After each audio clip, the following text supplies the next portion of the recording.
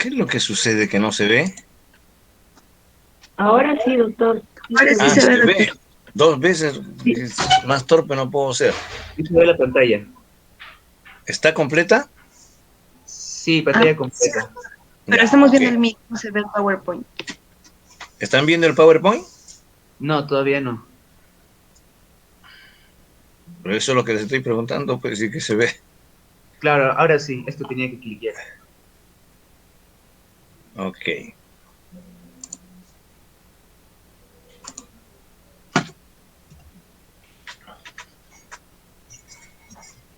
A ver, ¿quién está ahí?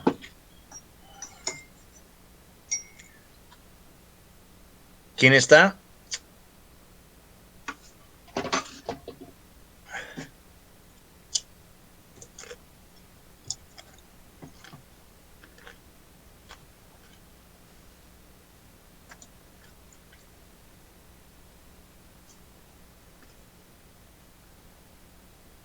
Estrella,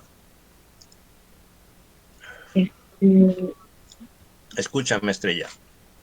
sí, Vas a doctor, sí, comenzar a llamar, vas a comenzar a llamar a tus compañeros para que cada uno lea una diapositiva. Son como 1 millón de diapositivas. Quiero que estén despiertos y que vayan siguiendo. Yo voy a ya, decirles todo lo que dice ahí, pero quiero ver que están atentos, ¿ok? sí, doctor, pero, Si no está de más, pues no les sirve de nada la reunión. ya, doctor, pero, ya, sí va a marcar el code, ya.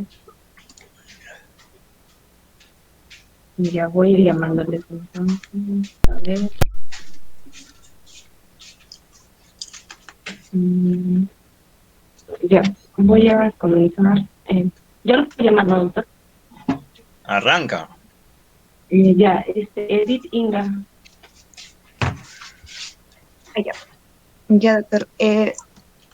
Menciona las infecciones anaerobias como definición, menciona que son aquellas bacterias cuyo crecimiento es posible donde existe una tensión de oxígeno bajo, es decir, menos de 4% de oxígeno. Son facultativos, es decir, son bacterias cuyo crecimiento se da en presencia o ausencia de oxígeno indistintivamente. Ya. Son microaerófilas, es decir, son bacterias que crecen en lugares cuya tensión de oxígeno está disminuida. Y finalmente menciona que las bacterias anaerobias son importantes porque ellas dominan la flora interna, frecuentemente son causa de infecciones y tienen un alto rango de mortalidad. Ok. Entonces, baja tensión de oxígeno. Y dentro de las infecciones anaerobias, dentro de las bacterias anaerobias, hay un grupo que se llaman facultativas y otras que se llaman microaerófilas. Las bacterias facultativas son las que crecen aún cuando hay oxígeno. Y las microaerófilas, la tensión de oxígeno es muy baja. ¿Ok? Todas ellas son anaerobios. Importante aquí es que las bacterias anaeróbicas dominan nuestra flora interna. ¿Cuál flora interna? La del tubo digestivo, fundamentalmente. Recuerden que nuestro tubo digestivo está lleno no de heces, sino de bacterias. ¿Ok? Y esas bacterias, mientras estén en el tubo digestivo, en el colon especialmente, no están en el interior de nuestro cuerpo, porque si ustedes ven, el tubo digestivo es una manguera, la parte interna es prácticamente el exterior, porque no está en contacto con la sangre ni con los tejidos internos, ¿ok? Toda esa pared está revestida de bacterias y especialmente anaerobias y, como ustedes saben muy bien, se denominan nichos. Está su sitio, ese es su lugar, allí viven. Y si usamos antibióticos que las maten, cambiamos la flora y eso es lo que se genera cuando utilizamos antibióticos en forma indiscriminada. Se barre la flora, muchas veces los pacientes tienen cuadros diarreicos. Entonces, los anaerobios dominan nuestra flora interna, pero muchas veces cuando salen de ahí del intestino, penetran al torrente sanguíneo o al peritoneo, se rompe el intestino y pasan por ahí al peritoneo, producen infecciones. ¿Ok? Y estas infecciones son alto rango de mortalidad. Muy bien, sigue dirigiendo. Ya, el siguiente es Anthony Molina. Ya, esto, las bacterias anaerobias se pueden encontrar en lugares expuestos al oxígeno como la piel, nariz y boca. El uso de antibióticos produce un cambio dramático en la microflora y los pacientes que presentan úlcera péptica pueden tener un crecimiento significativo en el número y tipo de organismos anaeróbicos. Bacán, ¿no es cierto? No solo en el colon, sino en la nariz, la piel y la boca. Y los antibióticos que dijimos producen cambio dramático. Siguiente. El siguiente es Cristian. Sí, doctor. Rol en el huésped normal. La función más importante de la flora anaerobia es prevenir la colonización e infección por organismos patógenos a través de la producción de bacteriocina, producción de metabolitos tóxicos, disminución del pH, depleción de nutrientes, interferencia en la adhesión de la mucosa. Excelente, excelente. La principal acción, prevenir la colonización e infección con estas sustancias que están ahí mencionadas. Así, sigue tú mismo. Otras funciones son la producción de vitamina K, la hidroxilación de ácidos biliares, biotransformación de pigmentos biliares, colesterol y esteroides, y modificación de drogas y alimentos. O sea, son recontra útiles, ¿no es cierto? Las bacterias anaerobias son recontra útiles. Vean, vitamina K, ácidos biliares. Son recontra útiles. Y cuando barremos, generamos un desbalance que es muy serio. ¿Quién sigue? Débora.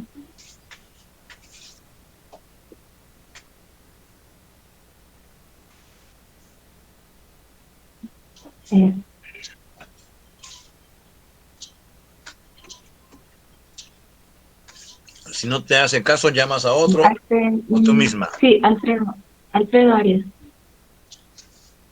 Sí, Estrella.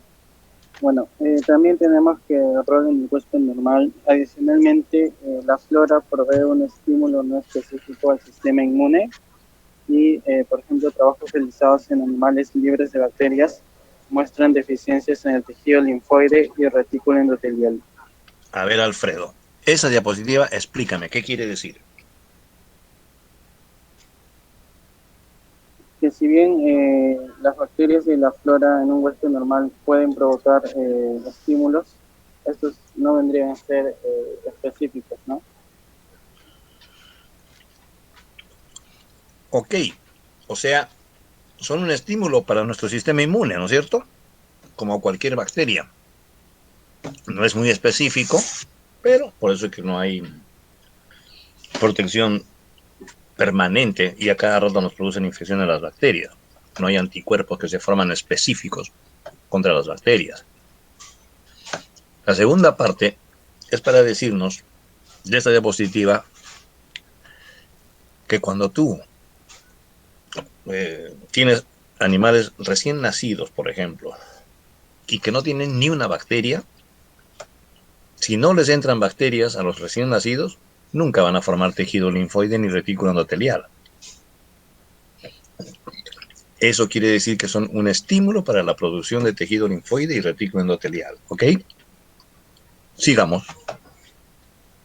Ya, Débora. Sí, sobre el rol en estado fisiopatológico, la contaminación a partir del intestino delgado se produce por fístulas, anastomosis, terapia para disminuir la acidez gástrica, infección biliar, deficiencia de inmunoglobulina A, alcoholismo, neuropatía diabética, esclerodermia intestinal, bypass ileal por obesidad, entre otras. Excelente. Entonces, hay una serie de factores que generan que se produzca una contaminación. O sea, la salida desde el intestino y que va a ocupar nuestro torrente sanguíneo, el peritoneo o alguna zona adicionalmente, ¿ok? Y estas son esas condiciones. Sigamos. Siguiente es Euler. La fisiopatología de las infecciones anaerobias. Las infecciones anaerobias se caracterizan por la supuración, la forma de abscesos y la destrucción tisular.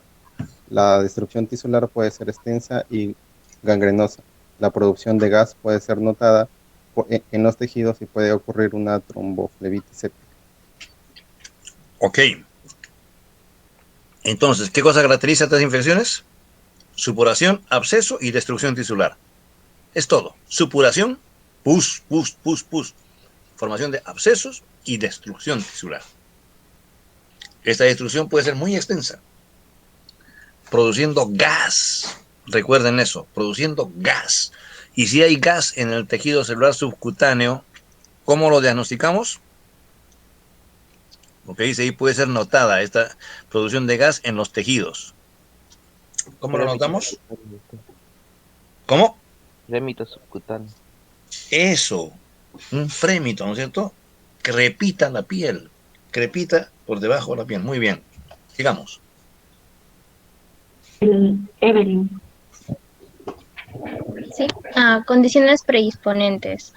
La diabetes mellitus, los corticosteroides, la neutropenia, la hipogamaglobulinemia, las neoplasias, la inmunosupresión, drogas citotóxicas, esplenectomía y enfermedades vasculares colágenas.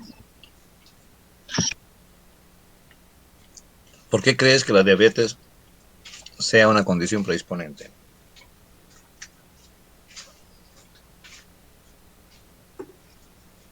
Evelyn. Porque puede afectar al sistema inmune, celular, humoral. Todo eso es válido, pero sobre todo, ¿qué genera la diabetes? Entre otras cosas, que podría facilitar que un germen anaerobio se replique. Daño endotelial. Excelente.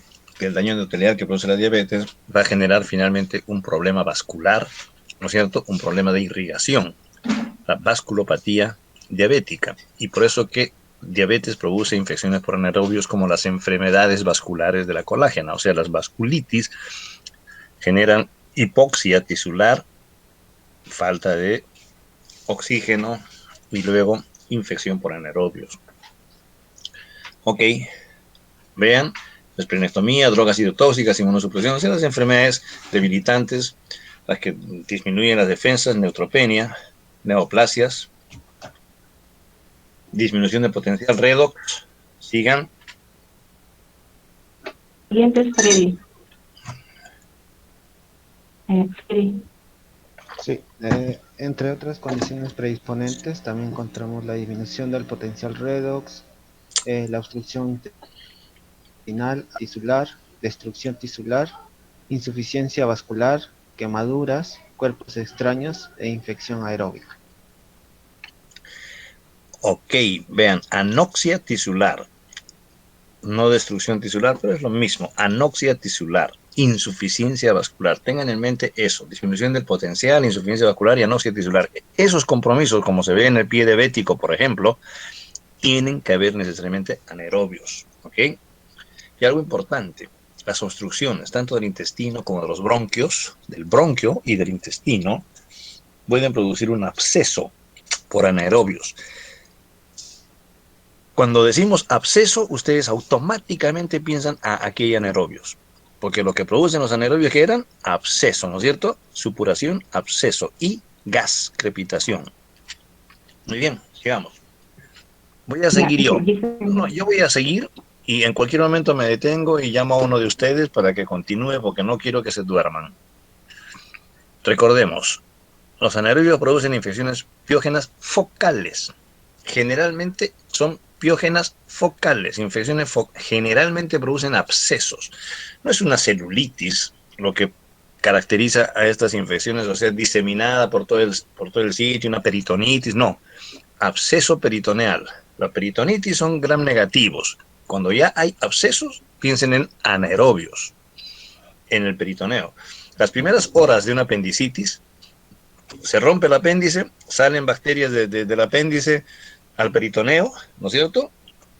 Y lo primero que se reproducen son los gram negativos, aerobios, y produce una peritonitis difusa. Si sigue pasando el tiempo, se van formando abscesos, 24, 48 horas, que es el tiempo en que ya se replicaron los anaerobios y se producen abscesos. Entonces, absceso en una cavidad, anaerobios. Eso es importante que ustedes recuerden. La infección diseminada, en cambio, no es una característica. de los anaerobios. Pueden haber, pero no es una característica. En cambio, si está en el sistema nervioso central, va a haber un empiema subdural, un absceso epidural, es decir, empiema, o un absceso cerebral. Todos estos están, más que una meningitis por anaerobios, como vemos acá, es un empiema, es un absceso cerebral. Lo más importante en las infecciones del sistema nervioso central, del cerebro, etcétera, es la cercanía con los órganos que puedan estar infectados. Los senos paranasales, con una sinusitis, la otitis media o la mastoiditis. Cuando hay una infección en estos órganos, en los senos, en el oído, etcétera, fácilmente se va a mover hacia un absceso cerebral. Lógicamente, la vasculatura local permite este movimiento de las bacterias y generalmente se localizan en el lugar de la afección. Estoy diciendo, si es un absceso, si es una sinusitis frontal, el absceso estará pues en la frente, ¿no es cierto? Y aquí dice eso, las infecciones del oído, la mastoides, afectan el lóbulo temporal, como es lógico. La sinusitis frontal, abscesos frontales. ¿No es cierto? Si está de más, está de positiva. Eso lo tienen ustedes sumamente claro, porque es por contigüidad. De ahí nomás se mueve al otro lado. A veces, pero raramente, llega desde los dientes un absceso cerebral. Generalmente son sinusitis o infecciones muy cercanas a la base del cráneo. Ocasionalmente también puede ser un accidente desde fuera. Un cuchillazo en la cabeza, un hachazo o un golpe fuerte produce una lesión y podrían entrar anaerobios desde fuera. Desde otros órganos también pueden ir por bacteriemia los gérmenes hasta el cerebro y producir abscesos cerebrales múltiples por vía hematógena. Generalmente son múltiples y cuando es por cercanía, generalmente único. Como dice acá, la metástasis son múltiples y las locales son únicos. Lo primero que se produce para que haya un absceso es una cerebritis, o sea, una inflamación y una infección localizada. Ahí nomás. Se reproducen las bacterias, se licuefactan, dejan un hueco y un absceso. Empieza en cerebritis y termina en absceso.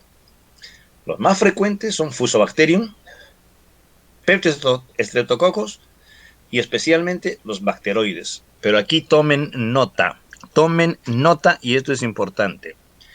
Los bacteroides que están cualquiera, teta, iota, omicron, bacteroides melaninogénicos, pero es inusual, extraordinario que esté el bacteroides fragilis.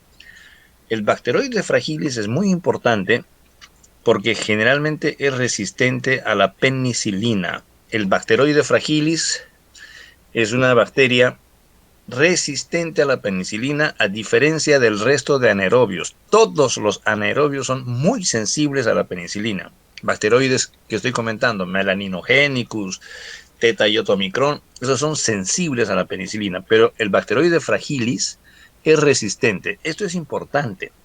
El bacteroides fragilis es muy común en las infecciones por debajo del diafragma. La peritonitis generalmente es bacteroides fragilis por apéndice. ¿Ok? Y entonces en esos casos utilizar la penicilina no tiene ningún sentido, porque además allí hay gram negativos. Utilizaríamos un antibiótico para gram negativos. Y para los anaerobios no vamos a utilizar penicilina, porque el anaerobio que está produciendo infección en el peritoneo es el bacteroides fragilis. Por favor, recuerden, el diafragma nos diferencia entre los bacteroides por debajo del diafragma, que es el bacteroides fragilis, el más frecuente, el más común, que es resistente a penicilina. Para él usamos cloranfenicol, clindamicina, metronidazol. Por esa razón ustedes ven que en los pacientes que tienen una peritonitis por apéndice, se les pone cloranfenicol, clindamicina, metronidazol, en algunos casos cefoxitina inclusive. ¿Por qué? Porque allí está el bacteroides fragilis. La infección del sistema nervioso central no tiene bacteroides fragilis, tiene los otros que he dicho que son sensibles a la penicilina.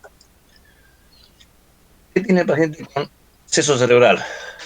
Todos los pacientes que tienen infección por anaerobios y tienen absceso van a tener fiebre. Esa es una característica importante.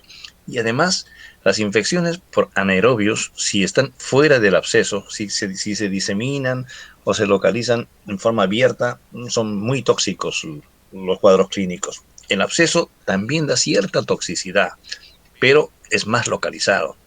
Y si está en el cerebro, lógicamente hay cefalea. Cefalea, alteraciones mentales, porque lo que estamos viendo es un paciente con compromiso del encéfalo. Es una encefalitis. El absceso produce un compromiso del encéfalo. En meningitis el paciente no tiene ningún tipo de alteración mental. No está consciente. Cuando más tiene rigidez de nuca, náuseas, vómitos por la hipertensión endocraniana, como en este caso, náuseas, vómitos, convulsiones y déficit neurológico focal. O sea, da manifestaciones focales porque hay un absceso. ¿Ok? Tratamiento: drenar cualquier absceso, hay que tratar de drenarlo, porque ninguna tonelada de antibióticos no mata la cantidad de bacterias que hay en un absceso. El principio fundamental para manejar una infección por anaerobios es drenaje. Y metronidazol, cloranfenicol, clindamicina y beta-lactámicos como la penicilina va muy bien, porque no está el bacteroide fragilis, no se olviden. La cefoxitina es otro beta-lactámico, cefalosporina de segunda generación para combatir estas infecciones por anaerobios. Cloranfenicol y metronidazol son de elección porque penetran muy bien la barrera hematoencefálica. Clindamicina penetra, pero no tan bien como el metronidazol ni el cloranfenicol. Ahí está, tremendo absceso, ¿ah? Un huecazo. Lógicamente el paciente no le han hecho una biopsia, ¿no es cierto? Falleció, esta es una necropsia. Ahí tienen una tomografía, aire en el interior. Eso es importante que recuerden. La presencia de aire, que es por el gas que producen los anaerobios, el gas puede dejar huecos y se pueden observar niveles perfectamente bien por el aire que hay en el absceso. Esto será una metástasis de algún lugar, pulmón o de donde sea que estaba el absceso, produjo una encefalitis múltiple, abscesos múltiples por vía hematógena. Eso es el sistema nervioso central. Además del sistema nervioso central, podrán haber infecciones donde les dé la gana. Empezamos por arriba, empezamos en el cerebro, y cara y cuello, lógicamente, cara y cuello, que tienen que ver con sinusitis, con mastoiditis, con infecciones odontogénicas inclusive, ¿no es cierto? O sea, allí empieza. Las infecciones de los huecos que tenemos, de las cavidades que tenemos en la cabeza, se pueden contaminar con anaerobios y producir esto: otitis, mastoiditis, sinusitis. Eso es cabeza y cuello. Los pacientes que tienen neoplasias suelen complicarse con infecciones por anaerobios. Y en general, cuando ustedes tengan un paciente con un absceso pulmonar o un absceso colónico, busquen un cáncer detrás de él. Si es un paciente anciano que tiene un absceso pulmonar, ni dientes tiene, ¿de dónde va a venir el absceso? Los abscesos en los ancianos, en las personas adultas, en general viene por anaerobios de la cavidad oral. ¿Y dónde están? En las caries, están en los huecos, en el sarro. Allí hay anaerobios y fácilmente se los traga o se los aspira un paciente que está hospitalizado y genera un absceso pulmonar. ¿Ok? Y de ese absceso pulmonar puede ir a cualquier otro lugar, diseminarse por donde sea y producirse lejos. Cuando no tiene dientes el paciente, buscan una obstrucción bronquial, un cáncer bronquial que esté produciendo el absceso pulmonar, como vamos a ver más adelante. Pero del mismo modo, los pacientes pueden tener neoplasias en cabeza y cuello, en los senos paranasales, o obstruyendo alguna zona, los senos especialmente, que produzcan presencia de anaerobios. La mayor complicación de una infección de cabeza y cuello, como es lógico, es la extensión al sistema nervioso central, produciendo un absceso cerebral. De las infecciones de la cara y el cuello, la importante es la angina de Ludwig, como vamos a ver enseguida.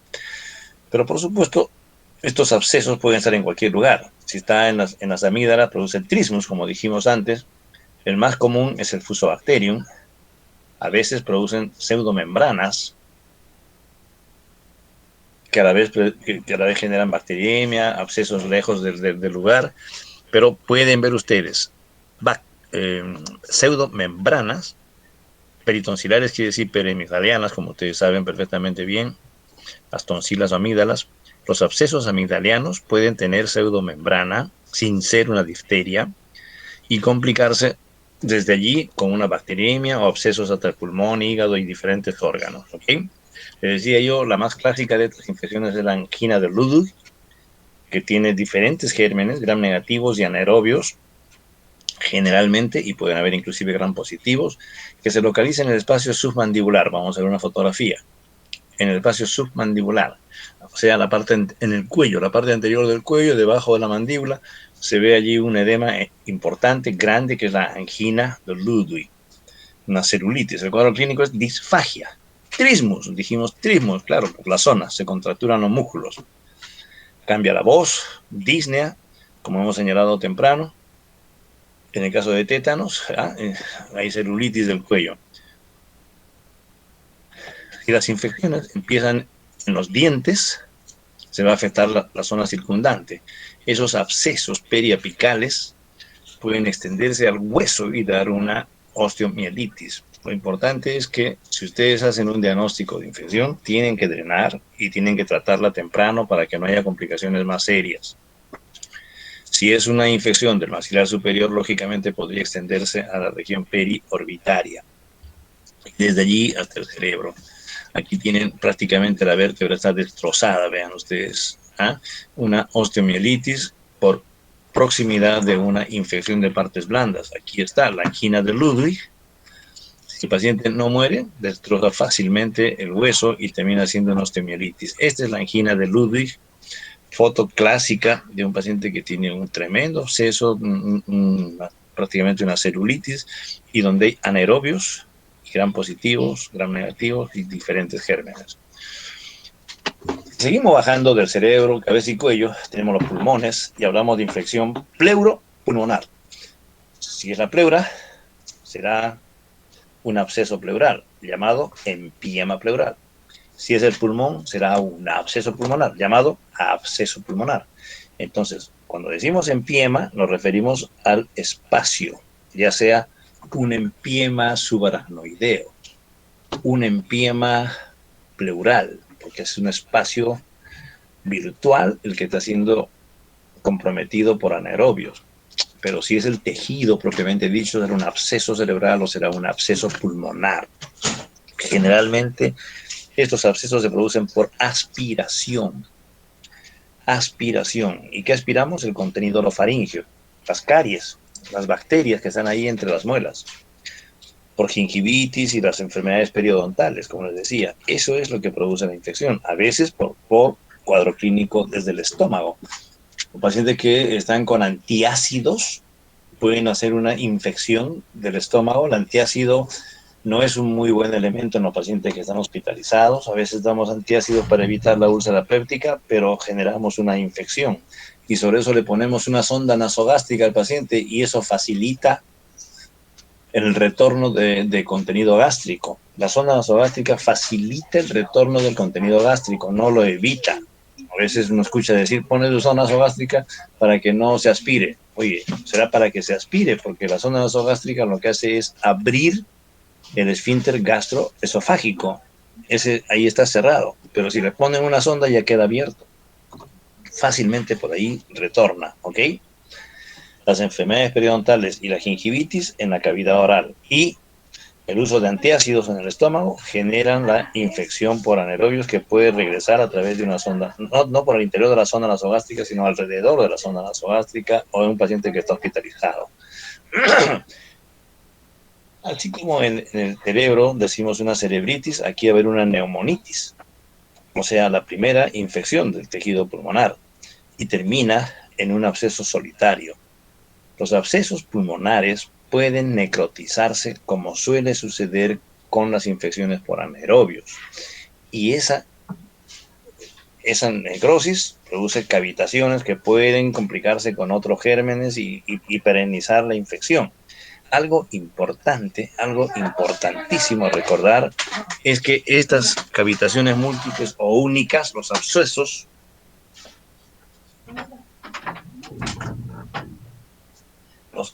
pulmonares, si algo los caracteriza, es el mal olor. Entonces, entran a un ambiente donde hay un paciente que está con absceso y dicen, olor a caca, ¿quién está con diarrea? Y no hay nadie, simplemente es un paciente con absceso.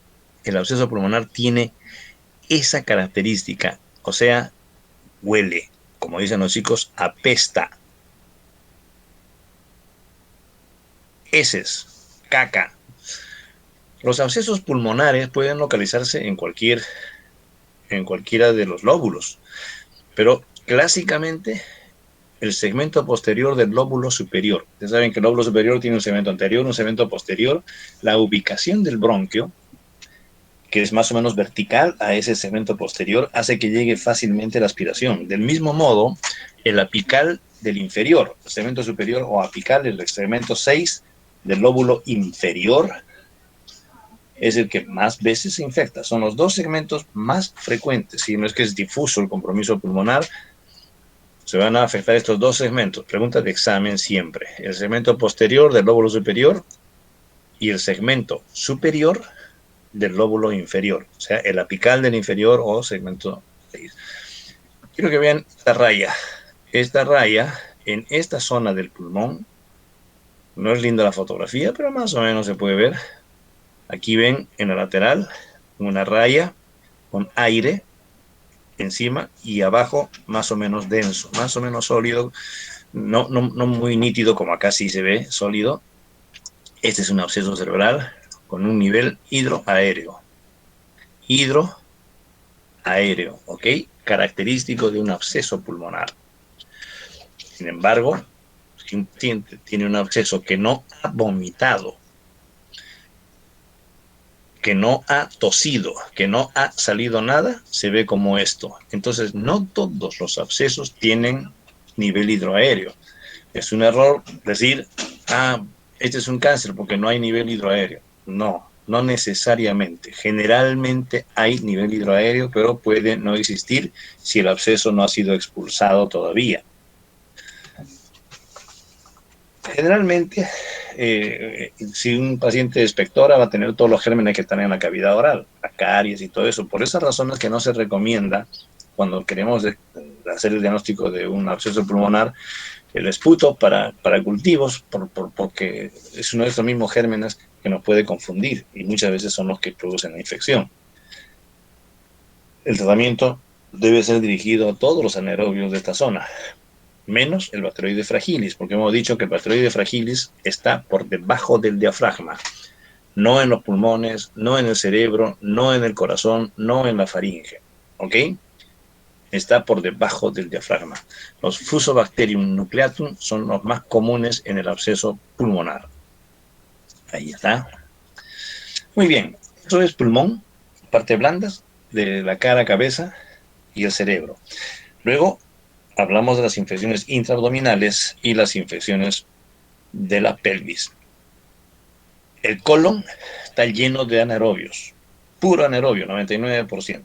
O sea, cuando vemos caca, estamos viendo anaerobios, ¿ok? Y bacterias. El mayor porcentaje de las heces son bacterias y, por supuesto, restos de alimentos.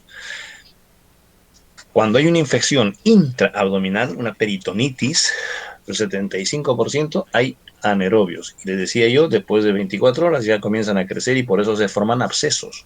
Temprano, peritonitis difusa, pero si el paciente continúa con la infección va a tener abscesos. Los más frecuentes son Bacteroides fragilis. Miren, apareció. Ahí está. ¿Dónde está el Bacteroides fragilis?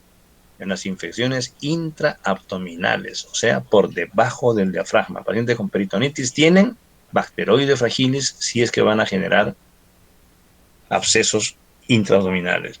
El beta-iota omicron y los pseudostreptococcus microaerófilos son los otros gérmenes importantes en esta zona.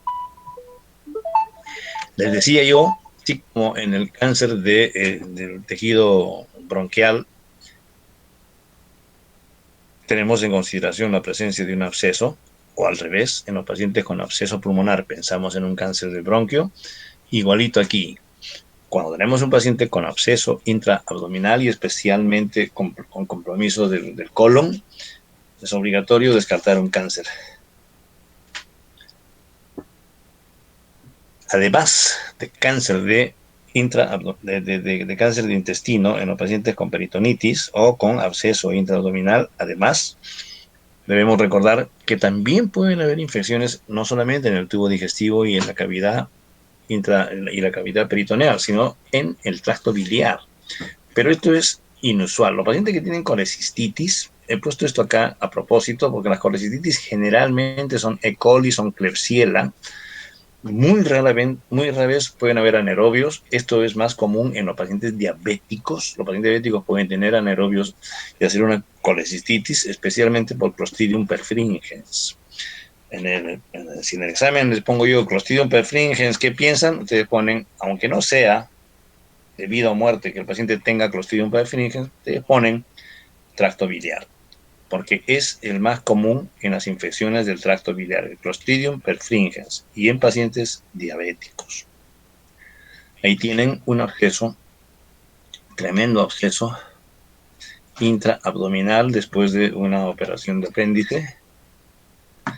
Se encontró el absceso que se puede detectar con ecografía o con tomografía.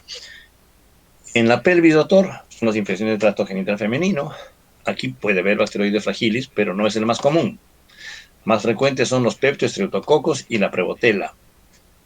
Los más frecuentes son los Peptostreptococos y la Prevotella. ¿Ok? Cuando ustedes usan metronidazol o cloranfenicol, están cubriendo también a Peptostreptococos y Prevotella. Por esa razón, para abdomen está muy bien empleado el metronidazol, cloranfenicol y clindamicina. En cambio, cuando el absceso es pulmonar o es cerebral, penicilina está muy bien utilizada porque no está involucrado el Bacteroides fragilis. El Bacteroides fragilis es el germen problema. Así como decimos, entre los gram positivos, ¿cuál es nuestro germen problema? El estafilococo. Entre los gram positivos, el germen problema en general es el estafilococo y especialmente el meticilino resistente. Y entre los gram negativos, doctor, hay un montón, pero sobre todo pseudomonas. Pseudomonas es el más importante entre los gram negativos. Hoy día tenemos en las infecciones intrahospitalarias a Acinetobacter y Enterobacter como gérmenes importantes entre los gram negativos. Y los anaerobios, doctor, el Bacteroides fragilis. O sea, estoy queriéndoles mencionar los gérmenes que dan más problemas en el tratamiento de infecciones en los pacientes que están hospitalizados. Entre los gram positivos, el estafilococo coagulasa positivo, el coagulasa negativo. Entre los gram negativos, pseudomonas, Acinetobacter, Enterobacter. Por supuesto, E. coli y Klebsiella también están involucrados con alta frecuencia. Y entre los anaerobios, el que nos preocupa es el Bacteroides fragilis. Otros anaerobios, puede estar cualquiera de ellos, pero este nos interesa mucho más. En las damas, pueden haber abscesos en el útero de cualquier parte. El endometrio, las trompas, el miometrio, habiendo piometras, salpingitis, endometritis, absceso tubovárico, peritonitis pélvica, cualquiera de las zonas del útero se infecta y produce alguna de estas enfermedades. Suelen ser complicaciones postoperatorias, especialmente postlegrado. El aborto séptico es lo peor que le puede suceder a una chica porque muchas veces se pierde el útero. Ahí tienen aborto séptico, consecuencia del aborto séptico, histerectomía con pus. Pus en el acto operatorio. Ecografía, se puede ver el nivel hidroaéreo. Finalmente, vamos a ver las infecciones de los tejidos blandos y de los huesos. Las infecciones del tejido blando son un dilema. Pueden presentarse después de una inyección intramuscular. El caso para mí más dramático fue de una damita que llegó al hospital Loaiza, tenía un absceso glúteo secundario, una inyección intramuscular. ¿Y quién se la puso? La hermana, qué desgracia. Se contaminó, hizo un absceso glúteo, crepitaba, nosotros lo recibimos en emergencia. y llamamos al traumatólogo, al ginecólogo, a todos para que la vean, la vieron, pidieron orden para entrar a la sala, par de horas para que entre a sala, 3 horas para que entre a sala. Cuando entró a sala pidieron autorización para desarticular la cadera porque la infección era muy seria. El familiar, como a las 2 de la mañana, autorizó la desarticulación y ya no era necesario desarticular porque la infección había subido hasta el tórax. O sea, así de brusca es la infección por anaerobios. En horas puede afectar y condicionar la muerte, como en este caso. Y pueden haber infecciones de los tejidos blancos de celulitis, úlceras cutáneas, o sea, los abscesos cutáneos, las escaras que se infectan por anaerobios, el pie diabético, el absceso gaseoso, la gangrena. Ustedes ven que crepita, tocan y crepita, supura y huele mal. Estos son anaerobios. Pueden haber infección de la fascia, si es que va desde la superficie hacia adentro, produciendo una fascitis necrotizante, inclusive la gangrena de Fournier. La gangrena de Fournier es una fascitis necrotizante producida a nivel del periné, con compromiso de los testículos, del escroto y todo negro. Fascitis por Clostridium. Fascitis o gangrena de Fournier, fascitis por Clostridium y otros gérmenes, generalmente mixta. Estas infecciones de partes blandas pueden llegar al músculo, produciendo una gangrena gaseosa, una miositis, una mionecrosis. Vean, esta es la infección final y esto requiere necesariamente tratamiento quirúrgico desde temprano. Desde que hay una fascitis tienen que drenarlo. Si no drenan, sigue comprometiendo, complica el músculo y termina con una cirugía mucho más radical. Tienen que amputar el miembro si es que es factible. Como que lo estoy contando, había que sacar desde la cadera y si no llega al tórax y ya no hay nada que hacer. Los abscesos anaerobios son muy serios. El paciente se ve tóxico, comprometidos. El manejo quirúrgico es fundamental, muy temprano en las infecciones de partes blandas, del pulmón, del cerebro, también hay que sacar rápidamente el absceso, pero en partes blandas esto es fundamental. El desviamiento y drenaje tienen que hacerse lo más tempranamente posible, siendo de cualquier naturaleza la lesión, si es pequeña o grande. Si es grande, profunda y seria, el paciente puede requerir una amputación de un miembro. No sirve oxígeno hiperbárico. Se usa, pero no tiene la solución. La solución es cirugía. Ahí tienen lo que era un pie diabético, ahora queda un muslo complicado con anaerobios, tejido necrótico. Ustedes ven negro, ahí que van a crecer anaerobios. Cada vez que ven un tejido negro, isquémico, necrótico, piensen en que hay infecciones por anaerobios y tienen que darle cobertura para gérmenes anaerobios de todas maneras, aun cuando la lesión sea pequeña. Dijimos las lesiones pequeñas, grandes o de cualquier naturaleza, la presencia de tejido necrótico nos hace sospechar infección por anaerobios. Una úlcera cutánea. Finalmente, antes de hablar de la bacteremia, hablamos de osteomielitis. Les decía, el cuadro clínico es un exudado maloliente, es una característica fundamental. Entran a un ambiente, huele mal, anaerobios. Y puede haber una úlcera indolente, como la que acabamos de ver. Vean, una úlcera indolente, anaerobios. Eso está viniendo desde una osteomielitis. Y el paciente que tiene insuficiencia vascular. ¿Por qué tiene insuficiencia vascular, doctor? Porque es diabético. Pues es un paciente con pie diabético, insuficiencia vascular, crecen anaerobios, una úlcera que parece cualquier cosita y de repente el hueso está complicado. Tiene una osteomielitis. ¿Y qué es lo que les llama la atención a ustedes? El mal olor. Las infecciones por anaerobios generalmente están en los miembros inferiores y la pelvis. 65. 3 de cada 4 pacientes presentan infección en los miembros inferiores por la circulación que es más fea en miembros inferiores, especialmente en los pacientes diabéticos, en los que los órganos comprometidos son los miembros inferiores y la pelvis. Más veces complicados son los huesos largos. Aquí está, la osteomielitis, la diabetes, a trauma. Muchas veces el trauma es superficial, ustedes no ven ni herida ni nada. Una atricción en los muslos suficiente. Esos músculos quedan hipóxicos con poca irrigación y se mete un anaerobio. Y ni siquiera ven ustedes nada, no hay fracturas ni nada y el paciente tiene una infección por dentro que puede llevarlo a la muerte. U otra causa de insuficiencia vascular. Los pacientes diabéticos no pueden sufrir trauma de miembros inferiores porque es de muy alto riesgo. En el cráneo, las osteomielitis son secundarias a sinusitis, otitis media, mastoiditis, igual que las infecciones de la cara. Tremendo hueco, una osteomielitis en la columna vertebral, produciendo lesión importante en ambas carillas, porque pasa de un lado al otro entre ambas carillas, destrozando el disco intervertebral. Generalmente, el compromiso del disco intervertebral es producido por una infección. Nosotros lo llamamos espondilodiscitis porque el disco está inflamado.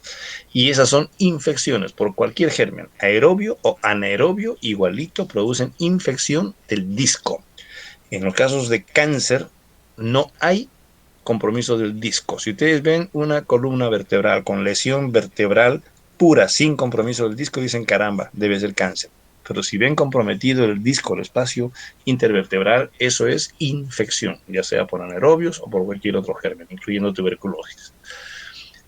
Bueno, finalmente la bacteremia. Antes era más frecuente. Hoy día es menos frecuente no porque estemos haciendo mejor el diagnóstico, sino porque se usa mucho más antibióticos que cubren anaerobios. Antiguamente la infección era dirigida a gérmenes gram positivos, gram negativos, pero hoy además se piensa en anaerobios, por esa razón hay menos frecuencia de este tipo de bacteriemias. La profilaxis, el tratamiento temprano, logran que no haya infección por estos gérmenes. Pero tenemos que recordar que lo más frecuente son bacteroides fragilis, especialmente cuando empiezan del peritoneo. Los bacteroides fragilis son los que más veces producen bacteremia y eso sucede en los pacientes que tienen infección del peritoneo. Pueden haber peptoestreptococos o clostridium, depende de la zona donde ha empezado la infección. Siempre hay una infección primaria en algún lugar, como acabo de decir, puede estar en el peritoneo, puede estar en un absceso pulmonar, y de allí se dispara la bacteremia. No es que primariamente hay una bacteremia, esto no es posible, siempre hay una infección localizada y de allí parten las bacterias. ¿Qué tiene el paciente con bacteremia? Como cualquier otro paciente con bacteremia, no solamente por anaerobios. Hay fiebre, escalofríos, leucocitosis, pero clínicamente hasta anemia pueden tener. Y lo más importante es un paciente tóxico, se lo ve mal, chocado, con coagulopatía de consumo. ¿Está claro hasta ahí? O sea, un paciente con bacteremia por anaerobios se ve tóxico, coagulopatía de consumo, chocado, febril, no tiene ganas de, ni contesta cuando uno lo llama. Se acabó infecciones por anaerobios. Solamente voy a recordarles el Clostridium difficile, que es otro anaerobio, que raramente produce colitis pseudomembranosa, ¿ok? Pero lógicamente es la causa más frecuente. Raramente digo porque no todos los pacientes que usan antibióticos y barren la flora para dejar crecer el Clostridium van a tener el cuadro de colitis pseudomembranosa. Muy raro. Y mucho más raro es que la colitis pseudomembranosa sea producida por estafilococo dorado. La causa número 1 de colitis pseudomembranosa, Clostridium difficile, pero raramente lo produce, porque tenemos cientos de pacientes que reciben antibióticos y muy pocos que hacen colitis pseudomembranosa por Clostridium, y mucho más rara por estafilococo dorado. ¿Qué tienen los pacientes con colitis? Colitis, diarrea, pues, si no, no sería colitis. Y pseudomembranosa, membranas, pues, o sea, se ve una diarrea mucosa, con moco y con sangre, que es lo importante. Como es el colon, tienen moco, sangre, tenesmo, dolor abdominal, fiebre. El tenesmo generalmente se presenta en diarreas del colon. Tiene sangre y moco, también es el colon el que presenta moco. No puede localizar la diarrea, la enfermedad, con las manifestaciones clínicas, sangre, moco y tenesmo. Ese es un paciente que está haciendo un cuadro diarreico por enfermedad del colon. Y si hay dolor abdominal y fiebre, fácilmente podemos decir nosotros podría tratarse de una colitis pseudomembranosa. El paciente se va a deshidratar severamente, va a haber un desbalance hidroelectrolítico, especialmente hipocalemia, porque las diarreas producen eso, y puede haber inclusive una enteropatía perdedora de proteínas. ¿Por qué? Porque hay una lesión del intestino, desde la parte alta, disminuyendo la absorción del intestino y por pérdida del tejido intestinal. ¿Qué es lo que ha sucedido? Que tomó antibióticos, se barrió la flora normal de gérmenes, la que tenemos normalmente, y aumenta la cantidad de Clostridium. Y el Clostridium produce toxinas, que son las que generan la infección. La enterotoxina y las citotoxinas que producen el cuadro por el Clostridium difficile. El tratamiento suele ser vancomicina o metronidazol oral. Son las drogas de elección, especialmente metronidazol. Muy rara vez van a tener ustedes una respuesta a vancomicina oral, pero sí es posible. Y adicionalmente a la clindamicina, que es el antibiótico que causa más veces esta enfermedad, puede haber ocasionalmente la amoxicilina, la ampicilina, pueden producir también este tipo de colitis pseudomembranosa. Las cefaloporinas, penicilina, clindamicina, como dice la diapositiva. Finalmente, concluyo recordándoles cuáles son las características de la infección por anaerobios. Mal olor de la lesión, mal olor del pus que sale, mal olor, caca. Se localiza cerca de las mucosas.